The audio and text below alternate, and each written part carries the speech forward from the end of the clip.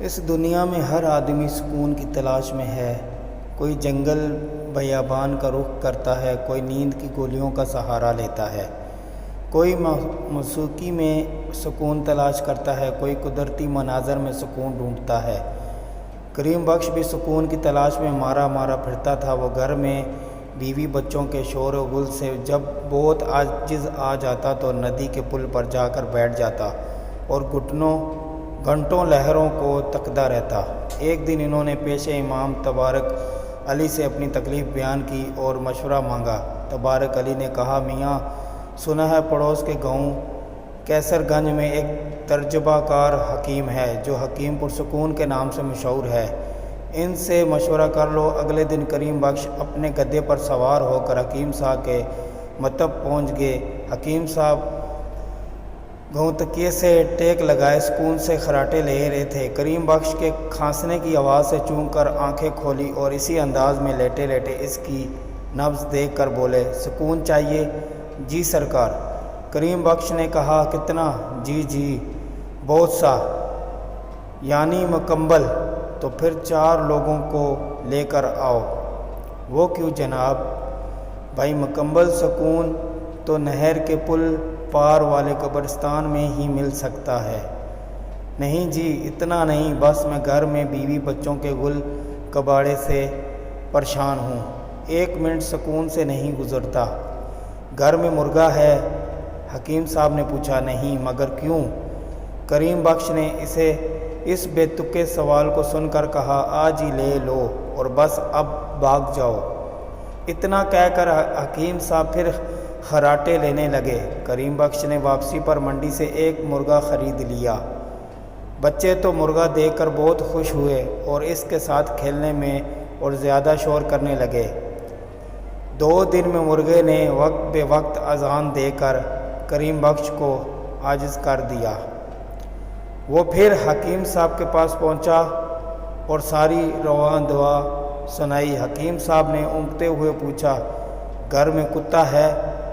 نہیں، کیوں؟ کریم بخش نے حیرت سے پوچھا، جاؤ آج ہی بندوبست کرو کتے کا۔ اتنا کہہ کر حکیم صاحب سکون سے چادر اوڑھ کر لیٹ گئے۔ غریب کریم بخش نے سلمان پلوان سے 1 کتا خریدا اور گھر چل دیا۔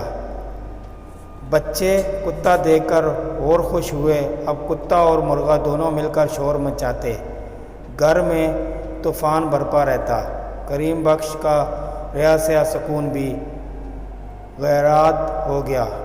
بیچارہ پھر حکیم صاحب کے پاس حاضر ہوا اور رو رو کر اپنی بیتی سنائی۔ حکیم صاحب انگڑائی لے کر بولے، گھر میں گدھا ہے؟ کریم بخش کو غصہ آ گیا اور اس نے کہا، حکیم صاحب میرے علاوہ کوئی نہیں، جاؤ آج ہی ایک تندرست گدھے کا انتظام کرو۔ کریم بخش نے بولا، دھوبی سے 1 گدھا خرید لیا۔ اب رات کو مرغے، کتے اور گدھے نے جو گل مچانا شروع کیا تو محلے والے اکٹھے ہو گئے اور کہا، کریم بخش تم نے اپنے ساتھ ساتھ ہمارا سکون بھی غرق کر دیا، فوراً ان جانوروں کو یہاں سے نکالو۔ کریم بخش پھر حکیم صاحب کے پاس پہنچے اور رواں دعا سنائی، گدھا واپس کر دو۔ حکیم صاحب نے حکم دیا اور کروٹ لے کر خراٹے لینے لگے۔ کریم بخش نے واپس آ کر آدھی قیمت پر گدھا بھالو کو واپس کر دیا۔ گدھے کے جانے سے اگلے دن اس کو کافی اچھی نیند آئی اور کچھ سکون میسر آیا۔ اگلے دن اس نے حکیم صاحب کو یہ خوشخبری سنائی، کتے سے بھی پیچھا چھڑاؤ۔ حکیم صاحب خمیر گونجتے ہوئے بولے، نہیں حکیم صاحب، بچے کتے سے مانوس ہو گئے ہیں، مجھے بھی کھیت پر اس کی موجودگی کے حرام ہے۔ کہہ جو دیا کتے سے پیچھا چھڑا لو۔ حکیم صاحب نے زور دے کر بولے۔ کتے کے جانے کے بعد تو کریم بخش کا سناٹا سا محسوس ہونے لگا، سکون کچھ زیادہ ہو گیا تھا۔ اس نے صورتحال حکیم صاحب کو جا کر سنائی، مرغے کو بھی حلال کر ڈالو۔ حکیم صاحب نے مشورہ دیا۔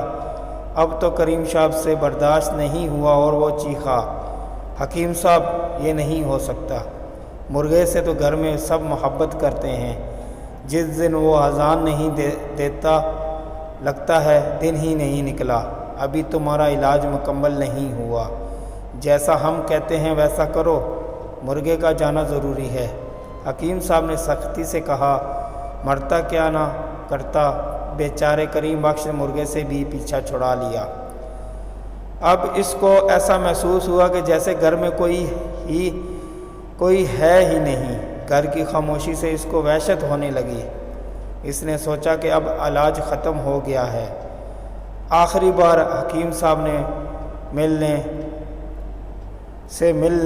اس بار حکیم صاحب بہت تر و تازہ سفید شروانی اور مخمل کی سیاہ ٹوپی سر پر سجائے بہت خوش چاندنی پر بیٹھے تھے۔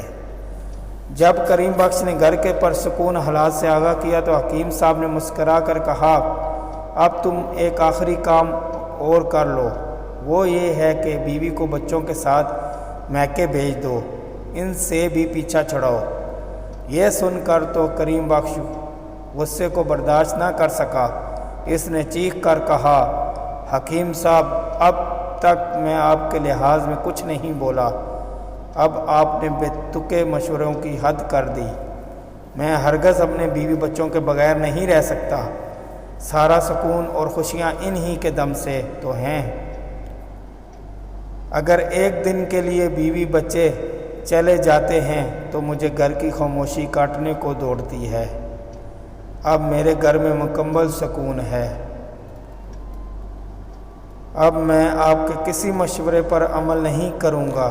یہ سن کر حکیم صاحب نے کریم بخش کو اپنے قریب آنے کا اشارہ کیا، پھر اس کے سر پر شفقت سے ہاتھ پھیر کر کہا، کریم بخش، میری یہ تمام باتیں تمہارے علاج کا حصہ تھیں۔ تمہیں اس حقیقت کا احساس ہی نہیں تھا کہ سکون انسان کے اندر ہوتا ہے۔